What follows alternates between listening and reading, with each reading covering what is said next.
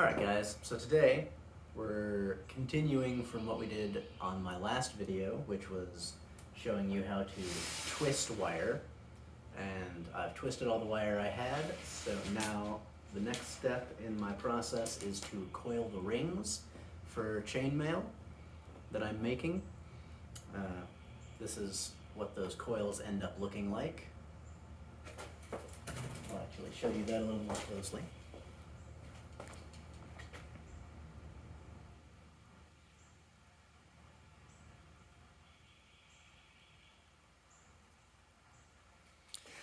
So basically, I am using this jig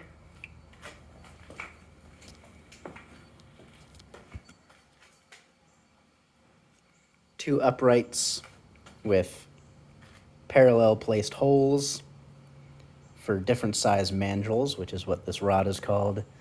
The mandrel has a hole in one end that you can put your wire into, and then it just plugs into a regular drill. I'm using a corded one because that's what I have.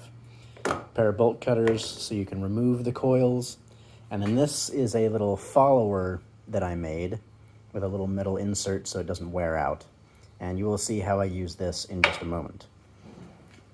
Basically, you need to follow the wire along the coil, follow it along the mandrel so that it forms a nice tight spring like that. So I will show you how this goes.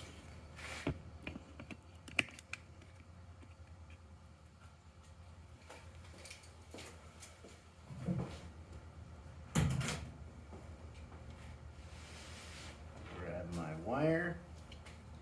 Now I'm doing this with relatively short individual pieces because these are the pieces that I've already twisted. If you're using untwisted wire, then you can just have a spool down here. You want it to be mounted in such a way that it can actually spin freely. I'm going to feed it in through my little tool here.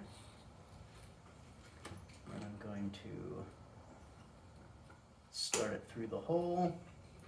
And then I'm going to wrap a couple of coils by hand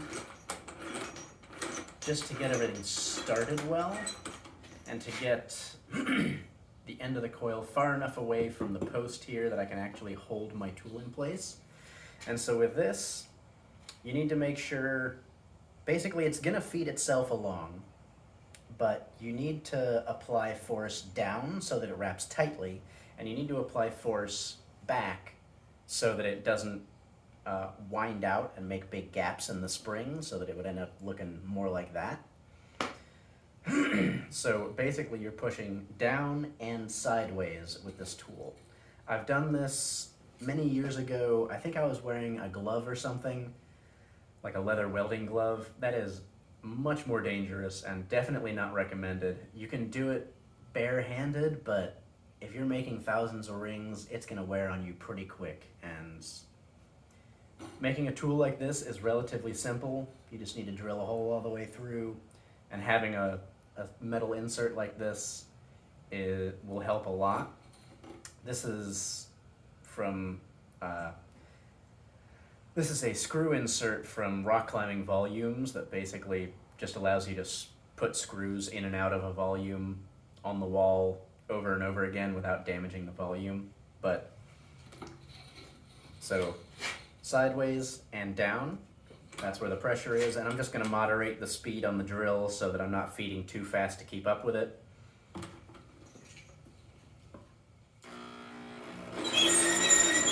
And yeah, it sounds pretty terrible.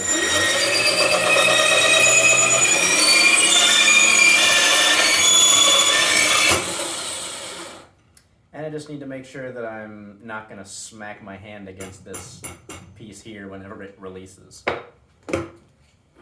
Then I just snip it right there, catch that little drop off, toss it,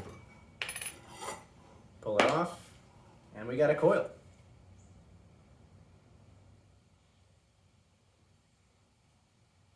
So I'll do that one more time.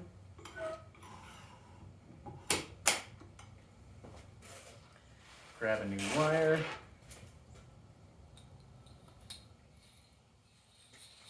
I'll talk about what can happen if you're not applying the right forces on this following hand.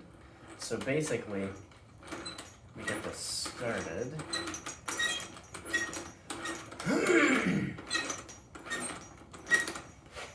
If you're not pushing down enough, and you're not pushing down close enough to it, it's not gonna want to wrap up straight onto the mandrel very effectively.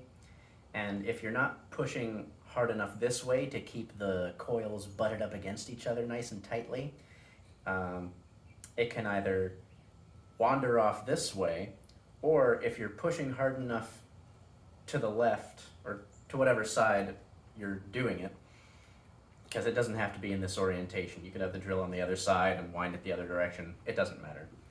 But if you're not pushing down hard enough as you're pushing to the side to keep the coils tightly wound, you could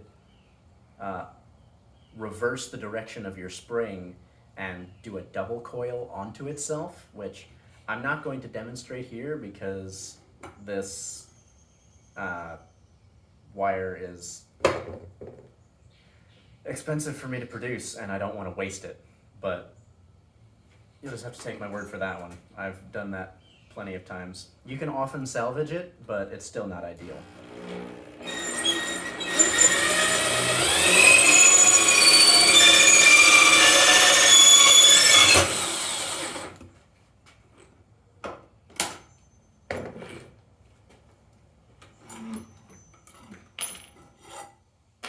I'll do one more for good measure. I'll do this one without yapping.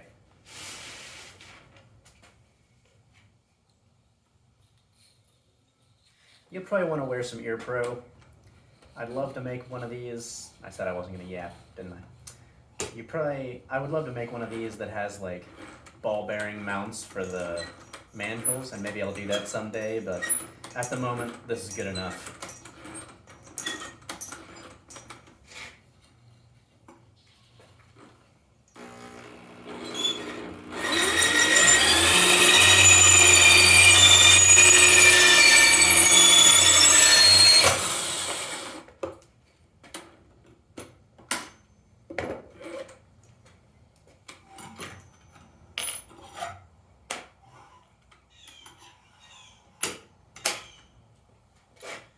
And there you go. That's a couple of new coils. Hope this was informative, and I suppose the next video I make will be once I've wound up all these coils and I need to start cutting them. That's always fun. All right.